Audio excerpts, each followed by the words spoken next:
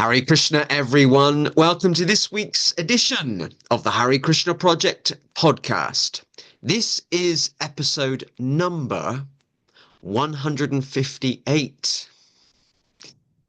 It's great to have you with us. Thank you to everyone who tunes in now on a regular basis from all over the world. We have a very supportive and growing global audience. Do not forget, if you're watching this on YouTube, if you haven't already, please hit the subscribe button so you can be kept updated about future podcasts and video productions from the Hare Krishna Project. Or if you're watching this on Facebook, which is the other platform that you can watch or listen to this podcast, this interview. If you haven't already, please do like or follow the Hare Krishna Project Facebook page so you can be kept updated about future podcasts and video productions and all the stuff we do here at the Hare Krishna Project. As you know, we like to keep ourselves busy with book distribution, Hare Krishna festivals, this podcast, events, and we're also part of the International League of Devotees, which keeps me very busy. Okay, episode 158. One of the things I love about hosting this podcast is I get to meet some fascinating and wonderful people from all over the world. And I'm absolutely delighted to welcome our guest this week. It's Aarabi. Hare Krishna. Hare Krishna, Dandavat Pranams. Thank you for inviting me and Jai Srila Prabhupada. Jai Srila Prabhupada indeed. And thank you for accepting the invitation. You actually accepted the invitation with great enthusiasm. I didn't have to persuade you at all. Some people I have to kind of persuade, and encourage. But so I really appreciate your enthusiasm. Thank Okay. you so much. Aarabi, your first question. It's a bit like a game show, isn't it? Your first question is the question that every guest gets first, just to warm them up and to warm me up as well. So please tell us a little bit about you and where you are from. Well, I'm a biomedical science student and a practitioner of Krishna Consciousness. And I'm originally a Sri Lankan and have been living in UK for over a year now. I moved to UK for my studies. Yeah, that's a bit Wow. interesting. Yeah, Wow. So you're doing a degree in, is it medical science, did you say? the biomedical science. Biomedical science. Um, I mean, you must be super intelligent to be doing a degree. And it's a PhD, is it? No, it's BSc, Bachelor of Science. Okay, kind of a regular uh, biomedical science degree. I'm going to write that down because I find that fascinating. I mean, I have to be honest. In my science lessons at school, I was always misbehaving because at that time of my life, it wasn't something that I found very interesting. I was more of a philosopher. I'd ask lots of questions. What is the meaning of life? Why are we here? Why are we studying science? What is the point of it all? And I remember in my maths lesson one day, which is not science, but it's similar. I remember having a long conversation with my maths teacher. I said, this is all a waste of time because actually the answers are so boring. If 2 plus 2 equals 4 every time, then actually there's no variety. There's no spice in life. And the great thing about philosophy is there could be multiple answers. I was actually quite well behaved at school, but I was a bit annoying for the teachers at the time. So you're from Sri Lanka. So you've been in the UK for a year and a half. Yeah. Um, and what was it about? I think I know the answer already, but what was it about the UK that encouraged you to come here to study? Well, because I'm usually interested in the studies of human body, like human science. So, there in Sri Lanka, there are no how do you say, there's no facilities. I mean, like the technological facilities in Sri Lanka, like lab equipments and something else. So when I choose the lab studies, so I felt like I need to get the proper training, lab training. So that's why I choose UK to study this course, because Sri Lanka, there's no need. There are facilities, but not the modern facilities. So that's why choosing UK. Wow. And tell us a bit about your upbringing. I mean, what was it like growing up in Sri Lanka? And did you have any particular type of religious upbringing? Religious. Yeah. Did you have a religious upbringing in Sri Lanka? I don't think religious upbringing. Um, I'm personally practicing Krishna consciousness. That's it. Hmm. And so how did you discover Krishna consciousness? When did that happen for you? Okay, yes. So speaking about my spiritual life, so it has been become a part of my life because my parents are devotees, especially my dad. So my dad has been practicing Krishna consciousness for more than 30 years, I guess. So, but something, he didn't really want me to just follow this path blindly just because of he's saying to do it so. So he asked me to study Bhagavad Gita when I was 7 years old. But I feel like I'm not capable enough to understand the teachings and philosophies of Bhagavad Gita when I was 7 years old. So I just started with Krishna book, then gradually started studying Bhagavad Gita, Srimad Bhagavatam, and some other Prabhupada's books. So when I studied those books and I got some knowledge about who God is, what is our relationship between God, and what is the purpose of this life. But I won't say that I understand Krishna by my knowledge because nobody can understand Krishna by their knowledge. To understand Krishna, we should have some love for him, some devotion for him. So I would like to use the specific word bhakti in here. So without having bhakti for Krishna, nobody can understand him. So by studying Srila Prabhupada's books, I developed some bhakti, some love for Krishna. So after that, I got to understand who Krishna is. So that taking shelter of Srila Prabhupada book is very important, which I would like to highly recommend, because that's my personal experience too. So when I was in Sri Lanka, there's only one Skon temple, which is in the capital of Sri Lanka, Colombo. It's like 7 hours or 8 hours away from my hometown. So I didn't really get the opportunity to have deity darshan or devotee association or do temple services. So I just practice my Krishna consciousness by chanting the holy names and taking shelter of Srila Prabhupada's books. So when I moved to London, so I really got the good fortune to have darshan of Sri Radha Landaneshwar. So that's a beautiful story. That's how I got to know about Sri Radha Landaneshwar. So when I moved to London, my dad kept saying that go to temple, have darshan.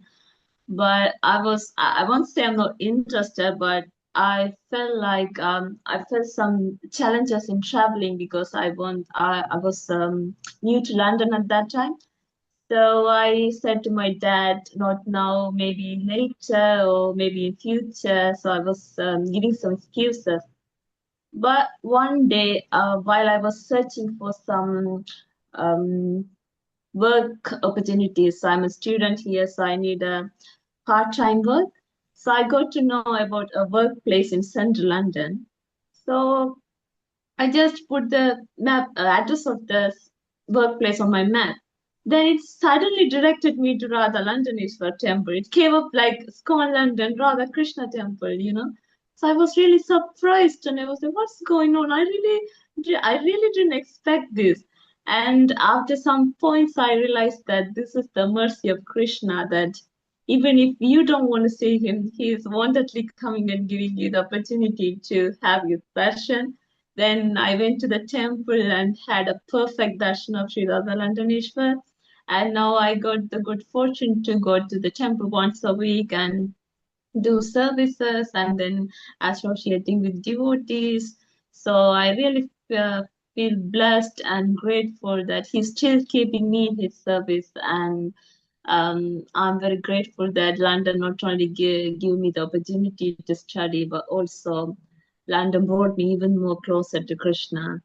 And also I'm not firmly initiated yet, but I'm strictly following four regulative principles. So yeah, that's the story of my spiritual life in Sri Lanka and in London as well. Wow.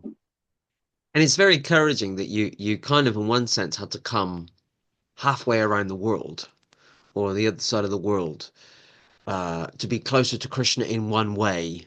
I mean, the fact that, so you're saying in Sri Lanka, your family home is about 8 hours away from the temple. Yeah, there's only one temple in Sri Lanka, the Scone temple. Wow. Yeah. Wow.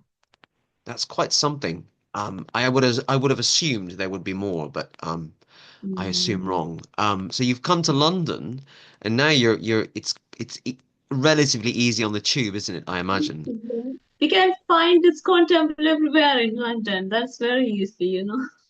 Yeah, I mean there So, are Hare Krishna temples actually quite yeah, all around London. I mean, yeah, it's ISKCON, but also some other groups as well. So yeah, that's true. London is a good place to be in terms of Gaudiya Vaishnavism and Good, Bhakti yeah, Yoga. good place to experience more spirituality than in Sri Lanka. Yeah, yeah, it's amazing. It's amazing. Mhm. And can you just tell us a bit about because you're the f- I think you're the first ever guest we've had from Sri Lanka. Um, and maybe there was one other, but yeah. Could you tell us a bit about the devotee community in Sri Lanka, if you're able to? So, yeah, in Sri Lanka we have some devotee communities, but it's not as a temple, but they have some centers in their homes. So even in some special programs like Janmashtami or Radhashtami, they have the functions in devotional services in house, not as a temple, but it's not happening always. So we feel separation from devotees and we don't have time to meet each other. So the temple we have is the only one in the capital of Sri Lanka. So that's why we feel very hard to have deity darshan and temple services. Because too many people in Sri Lanka, they don't follow Hare Krishna movement. So that's the problem maybe. Mm. Is I mean I actually don't know the answer to this, but is Sri Lanka predominantly a Buddhist country Yeah, or so Hindu? Buddhist country, there are few Tamil peoples living in Sri Lanka, but they mainly follow the Saivism. They worship Lord Shiva as the main god. So Mm. that's Mm. the reason. So In my case, my granddad, he studied I think the Ayurvedic medicine kind of. He studied in India, in Calcutta when he was young.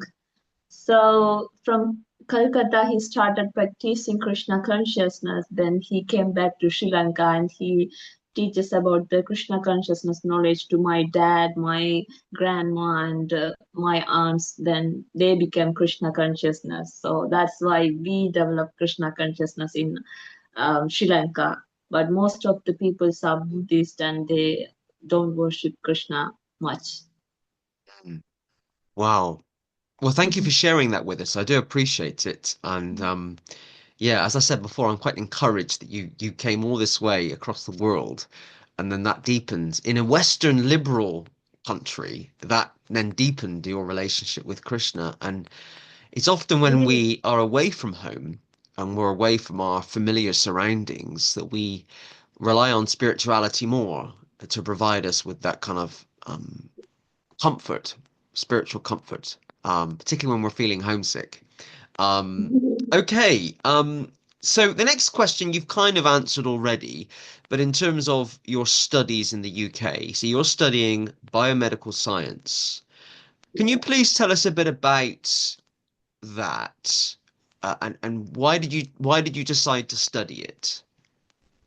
So yeah, I'm studying biomedical science in the University of East London. So this course is especially for understanding the human body, how it functions, and mainly for understanding the uh, mechanism behind diseases. So for me, I'm really naturally interested in the studies of human body, but I always try to connect my surrounding with the teachings of spiritual knowledge. So even while studying, I try to connect my academic work with about teachings of Bhagavad Gita and Srimad Bhagavatam. The book has the huge impact on me is the science of self-realization. of Srila Prabhupada, which I find fascinating that Srila Prabhupada has had too many arguments and debates with too many scientists, and I find fascinating that how he blends science with the spiritual knowledge, you know. So yeah, this fascinated me and motivated me to explore more in this field. That Prabhupada said that this material body is not only the physical structure, but also it's the vessel for the soul. So, as a biomedical science student, I've learned that how cells um, communicate each other to maintain balance in the body. So, similarly, science of self-realization teaches us the communication between body, mind, and then soul uh, to balance the life. So, how neglecting the needs of the soul can lead to a imbalance in life. So, you know, so as a biomedical science student, I always try to connect my studies with the teaching of the spiritual knowledge. So when we study science through the teachings of spiritual knowledge, we can get a perfect understanding in science. So, so biomedical science is not only the studies of human body for me, but also it's a studies of soul as well. So that's the reason for choosing this course specifically. Wow, thank you for sharing that. Yeah, it's fascinating. Why are you particularly interested in the study of the human body? It's a very interesting interest to have, I think. Yeah, because I I find really that fascinating. You know how this human body is arranged in a purposeful arrangement according to their function. So it won't be happening by chance. So there is a high intelligence who is created and maintaining it. So everything what I have learned from Bhagavad Gita and Bhagavatam that really connect with the studies of human body, that Krishna always proving that he is created and maintaining everything, and you know it's not happening by chance. Everything in the arrangement of human body and its function are connected to each other. So I really find it fascinating, and I sometimes wonder after studying the structure of human body. So from my childhood that I chose the biology as my main course in my higher schools. Then gradually, as after studying the human anatomy, I developed interest. I got more interest to explore in this field. So that's the reason, maybe. Wow. When you said just now, that the human body doesn't just work by chance. It must have some kind of like designer or creator. You reminded me of a there's a philosophy, not a philosophy. There's an argument in Christian theology, um, which we can use as well. There's an argument called the design argument or the teleological argument, is to try and prove the existence of God. And it was developed by a philosopher in the, I think, Anthony Flew? 1800s. Sorry? Is that Anthony Flew? William The Paley philosopher. was the name I was thinking Okay. of.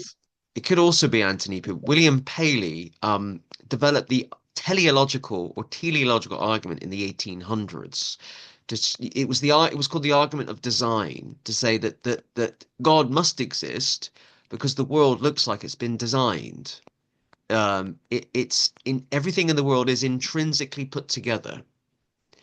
It's it's Yeah. very it's very detailed, and so therefore it must have an intelligent creator, an intelligent designer. There were some philosophers talking a lot about it before them, but he was the one. I think Aquinas around 900 years before talked about it, but William Paley in modern times really promoted it. So you actually just reminded me of him when you mentioned that about the T. It's called the teleological argument for the existence of God, and I completely agree with you 108%. It's rational to assume that there is an intelligent designer or creator. Because when you look at the world around you, when you look at our bodies, everything coming together by chance through a bizarre evolution theory just doesn't make sense in my opinion Doesn't make anyway. sense. Uh, Yeah, it's my opinion as well. it's quite irrational actually. Anyway, maybe I should do a podcast one day on the theory of evolution, the perspective of Krishna consciousness. Okay. And it's also, if I'm honest, Arabi, I find it's a breath of fresh air to talk to a scientist within the Krishna consciousness movement because why is that? Because you have this real interest in the material world, but in a different way, Yeah, and you're using the material world to understand the Supreme Person. yeah, definitely. And a lot of people in all religions, even in the Krishna consciousness movement, can be quite dismissive of science, and they can just not take an interest when, it's. I find it very inspiring that you're taking a huge interest in this topic. You know, you've traveled halfway around the world to study it at university. That shows a level of commitment. Um, okay, so the next question, kind of expanding on that, because you are a scientist. Um, so for centuries, and particularly in the West, but for centuries, there's been this unhealthy friction between science and religion. Um, what are your thoughts on this? And is there, in your opinion, a conflict between the two? So it's a good question, by the way. So what I have learned from Bhagavad Gita and Srimad Bhagavatam is there's no real conflict between science and spirituality when we understand both properly. So we should, according to my opinion, we should try to understand science through the teachings of the spiritual knowledge. So because the spirituality teaches us even more things which science cannot explain yet. For example, the modern science studies the brain. So the neuroscience studies the brain, but not yet able to explain that why we are self-aware and why we feel emotions and why we are conscious. So the spiritual science like the Bhagavad Gita teaches us that the conscious that we have is not the product of brain; it's the symptom of soul.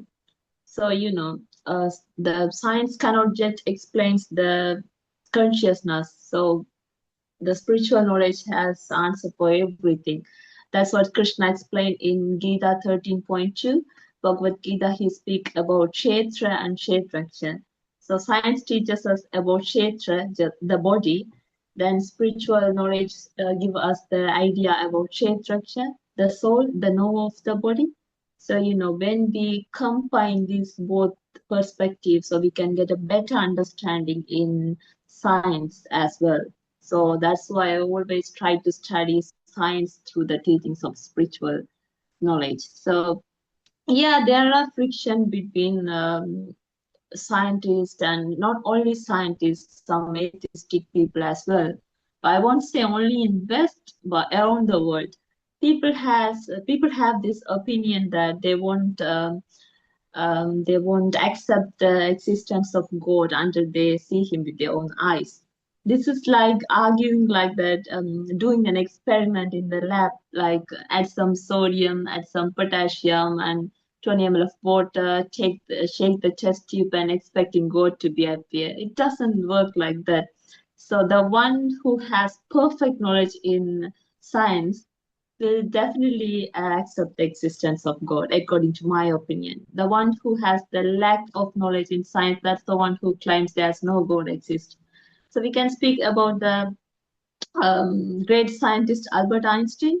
So what he said is, when I read Bhagavad Gita and then reflect how God created this universe, everything seems to be superfluous. So that is why he's a great scientist, according to my opinion. He has the perfect knowledge in science. That's why he understands the existence of God and he understands the God's creation. So so when we learn spiritual knowledge and science together, we have to combine together so we get a perfect knowledge. So that's what Srimad Bhagavatam teaches as well. The Bhagavatam teaches us how this material universe works under the direction of high intelligence. But modern science uncovers the laws like, laws of nature like gravity and then functioning of DNA. But it doesn't always acknowledge the intelligence behind these creations. So this is like studying of machine without considering the engineer who designed it. So yeah, I don't think there's a real conflict between science and spirituality, but they're complement to each other. Science teaches us about material world, how things works, material body, but spiritual knowledge even go deeper, dive deeper, and teaches us about what is why this material world is exist and what is our role in it. So when we understand this both properly, we can lead a perfect and meaningful life, according to me. Yeah, that's my opinion on this. Thank you for that. I appreciate that. And there is certainly in Western culture and maybe in the other parts of the world, but certainly in Western culture, there is this unhealthy friction between science and religion. And a lot of modern scientists will say because you can't empirically measure God through empirical ways of measurements, God cannot exist, and I remember I went to school with a guy who was completely very big atheist, and he was a big scientist as well. And so he'd say, "Well, Nathan, all this religious stuff is just nonsense because you can't see God, you can't measure God, therefore God doesn't exist." And it didn't upset me that he had that view, but what upset me more was he was so determined in it. He couldn't be persuaded. But I haven't seen him for 20 years. I don't know. I don't know what he's doing now. But I always think of him and his dislike of religions because of that. I mean, certainly in the West, there was a lot of harmony between science and religion up until the 1500s. And in the 1500s in Europe, we had the Reformation or the Enlightenment and I mean both things kind of happened around the same time. It was about people thinking for themselves, think people freeing themselves from the shackles of the Catholic Church, and a lot of people joined other churches and formed new churches like the Church of England and the Moravians and the Methodists. But actually, another group of people just gave up on religion completely, and they felt enlightened, and therefore they thought that, well, we're free from religion, so we're free from God, and we'll only look for scientific answers. So, this in the West, this friction between science and religion is a relatively new thing, only the last 400 or 500 years. So there was a lot of bit more harmony before that. Okay, you've kind of answered the next question already, but I'm going to kind of give it again and see how we get on. So, how can science and scientific research help us to understand God or the nature of God or the divine? Yeah, there are many ways that we can explain this. So when scientists involved in some scientific researches or some scientific concept, so they always wonder that how this who is how this is working well, like how this is arranged, how this creation is very nice. So they should always question themselves that who is the cause behind all these things, all this wonderful creation. For example, there are some past concept like the fine-tuning concept of universe. So this is by some famous physicists like Davis, Paul, and I think Stephen Hawking. So after discovering this concept, they really wanted that who is maintaining and who created all these things. The fine-tuning concept of universe mean that this material universe, the laws of material universe and the conditions are perfectly set for the life to be exist in this world. So even the small things like strength of gravity or the amount of oxygen are slightly differ, life won't be able in this world. So after finding this, they wanted that who maintained and who created this in the perfect way. So, this is the point that how scientific researchers help us to understand realize the presence of God. So, when we involve in some scientific researchers, we should always think that who is the high intelligence behind all these things. So we no need to confuse because the Bhagavad Gita has answer for everything. So in Bhagavad Gita 10.8, Krishna said that Aham Sarvasya Prabhu Mata Sarvam Pravartade. So he said that he is the um, ultimate source of all material and then spiritual word and everything emanates from him. So, that's why my personal opinion too, I always try to connect, study science through the spirituality. And then there are, as I said before, there are some other concepts as well. The biomolecular complexity. So there's the philosopher called Antony Flew. I said before, Antony Flew. He is the renowned atheist, and he became a theist after studying the biomolecular complexity. That how DNA, RNA, and then proteins are purposefully arranged in the human body according to their function. So he realized that it won't be happening by chance. It won't never happening by chance because there's a higher intelligence who created it according to the purpose of the function of human body. So these types of concepts and researches can really help us to understand the presence of God.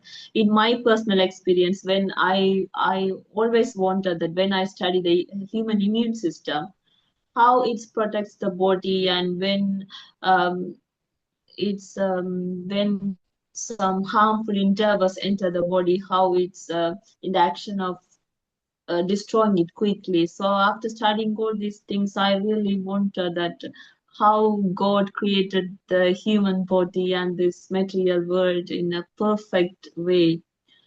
So this is Krishna proving in Bhagavad Gita again and again that he is the source of everything. And in Bhagavad Gita 9.10, Krishna said that material nature is one of my energy and I'm controlling it. So, the so that's what I'm saying. The spiritual science has the answer for all of our questions that which arise in the material science. So yeah, these concepts and then scientific research can be the help us to understand, realize the existence of God. Yeah. Wow. And I'm just interested in this. You mentioned this philosopher who was an atheist but then became a theist. What was his Yeah. name? Anthony Few. Anthony Few. Yeah, Few. Few. Okay. Yeah. I'm gonna look him up. And do you know if he became a theist? Did he join any particular religion or anything? I don't Did know he? anything about that, but he argued that the God exists after studying this because Wow. he was atheist before and he became theist. Wow. That is encouraging. It's very encouraging. And I guess now for you personally, how has Bhakti or how has Krishna consciousness helped you in your own scientific research, in your own and your own scientific studies? But so I when doing experiments in my studies, so it's scientific experiments are really challenging. It doesn't always go as planned. So we should have more focused and very patient when handling with the experiments. So chanting the holy names really helps me to get focused and give me more patience to um, patience while doing experiments even when things doesn't work out. And yeah, practicing Krishna consciousness really mm, give me a perfect lifestyle, like waking up early and then having a routine, a day-to-day routine. So yeah, so I really, uh, I really got the good fortune from Krishna consciousness to have patience and focus on my life. And this Krishna consciousness really help me to get a sense of purpose in my academic works, because the studying of human science is not only to enhance my academic studies, but also it really helped me to understand the life, this material body, not only about material body, but also about soul. So yeah, that's the way Krishna consciousness helped in my own studies and Mm. experiments. That's really encouraging, and I often hear other people say similar things about whatever field of work they're in. Krishna consciousness has helped them to be better at that. I mean, you mentioned something that I try and do all the time is get up early. Uh, I find getting up early and having a routine throughout the day really helps with anything. You know, everything I'm doing in my life, if you get up early, you chant, you have a routine, it's so helpful. It just keeps you so focused on everything, you Yeah. know. So yeah, it's encouraging to hear you say the same thing. And how do you think we can attract? So this is an interesting question. How do you think we can attract more scientists to take up Krishna consciousness? How do you think that might be possible? So we have to help them understand not only the material body, but also we have to teach them about the soul, who is the source of the material world. So scientists are always curious in understanding how things works and what's the reason behind this, behind that. So we should, when they are doing researches in human body, we should, like, for example, as I said before, the neuroscience studies the brain, not able to yet explain the consciousness. So we have to um, try to explain scientists that the consciousness is the not the product of brain, but is the symptom of soul. So by giving some science, Prabhupada said that spirituality is the science of self-realization. So when we try to explain them about the spirituality, it's not just a blind faith, it's the science of self-realization, and then self-realization become with the area of soul. Then when we try to explain about the soul, and then they may understand that spirituality and science are complement to each other. So this is one of the thing we can do. And then um, when looking at some scientific people like myself, involving in scientific experiments, and then Krishna consciousness as well, practicing Krishna consciousness, while looking at people like this kind of people, some scientists may have interested in Krishna consciousness.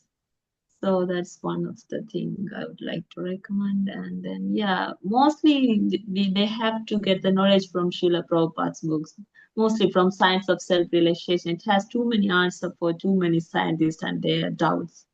So, Srila Prabhupada's books have answers for everything. And in terms of your fellow students, in terms of your fellow scientists at university, do they know that you have a religious belief, or do they know that you have a spiritual practice?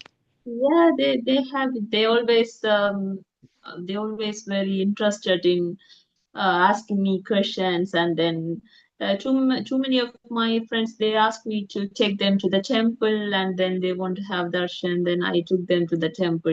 They are very curiosity in understanding the spiritual knowledge, because I always try to explain them when we are working as a group, I always try to explain to them the scientific experiments with the teachings of Bhagavad Gita because I used to study like that. So I just explains them. So they are now curious. They got curious and they just asked me to take them to the temple. So I took them to the temple, and they are slightly coming into involving in Krishna consciousness. That's really encouraging. It's great that you're sharing Krishna consciousness with them in that way. And it's really quite Yeah. nice to hear that they also want to go to the temple as well. And are you involved at your university, the University of East London? Is there like a Krishna Consciousness Society or anything? Yeah, no, there's nothing else like that. I don't think. Yeah, because I know that ISKCON does have kind of a national KC program uh, in quite a lot of universities. It's at least 30 or 40 universities, maybe a bit less, but yeah, I know this. I would have assumed every university in London would have one because ISKCON is quite prevalent in London. It doesn't work. It doesn't at my two local universities. But but yeah. So I just assume. But again, because of the transport links and the connections in London, you can just go to the temple. Um, and in terms of going to the temple, the Radha Londoneshvara temple in Soho Street. Um, have you been welcomed and are you going to get involved in any services or seva? No, I have been to only the Radha London Ishwar. I didn't go anywhere else other than that. But are you getting involved with the temple, like doing any seva? Yeah, yeah, I'm doing the services in temple. Like once a week, I go to temple and then I do services in serving Maha Prasadam and then doing cleaning services in the temple. I really found fortunate to have these opportunities. And importantly, that is, I'm having a devotee association, which is a very, very important thing in London, because in Sri Lanka, I was with my parents and they are devotees, so I found very comfortable. But, living without devotee association is really hard in London. So after going to the temple, I got the good fortune to have devotees association. Mm, mm. Great. It's very encouraging. And your father must be very um, proud of you and pleased for you. It's kind of gone full He's circle, very, hasn't it? Yeah. very happy that I got the opportunity to go to the temple once a week because he's not having any opportunity to go to the temple because it's very far away from our house, hometown. So, he's very happy, and I always share all the videos and then news about Radha London Ishvara to my dad, and he's very happy that I got the fortune to have daily darshan. Great. It's very inspiring. And I find your interest in science and Krishna consciousness quite inspiring as well. You know, you're a great example of somebody who interested in them both, and you're kind of running with them both at the same time. Trying to Um, connect with each other. Yeah. yeah, tying, and I'm very impressed also with your knowledge of kind of Western philosophy and philosophers and scientists. I mean, in this conversation today, you've mentioned Albert Einstein. And of course, he read the Bhagavad Gita. I actually think with this podcast, I might even put an Albert Einstein quote. I'm going to have to do that now I've said that. Because he did talk about the Bhagavad Gita, didn't he? He talked about, what he thought about it, which was a very positive thing. And also you've mentioned Anthony Few. So I'm going to look him up as well. And I mentioned William Paley. Yeah. I didn't we've mentioned all these names today. Yeah, the kind of inaugurator of the teleological argument of the 1800s. And it's funny how you reminded me of him when you said, I wrote it down, the human body does not come about by chance. There must be a creator or a designer. I mean, for me, it's very rational. It's very obvious there's a designer or a creator, you know. And I visit schools a lot to give talks on Krishna consciousness. And I try and break Krishna consciousness down into kind of three sections. So the first one is to understand that we're not the body. The body isn't who we really are.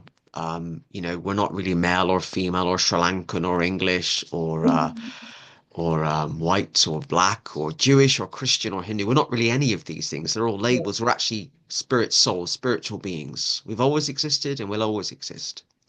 And when you think of ourselves personally, we all have personalities. We're all individuals. We're all unique. We all have likes and dislikes and hobbies and interests. And therefore, the source that we come from must also have a personality. The source that we come from must have a personality and have likes and dislikes. And so I then rationally explain that God, the source, must be a person. Must the supreme person on a different level from us, but the supreme person. So, I kind of rationally use that to explain how Krishna consciousness is actually a very scientific Yeah. process. We're not the Yeah, body. it's a pretty good We have process. a Yeah. source. The source is a supreme person. How do you connect with the source? You chant the source's names over and over again. Who's Krishna? Yeah. And they're looking at me like that because they hadn't thought of it that way before.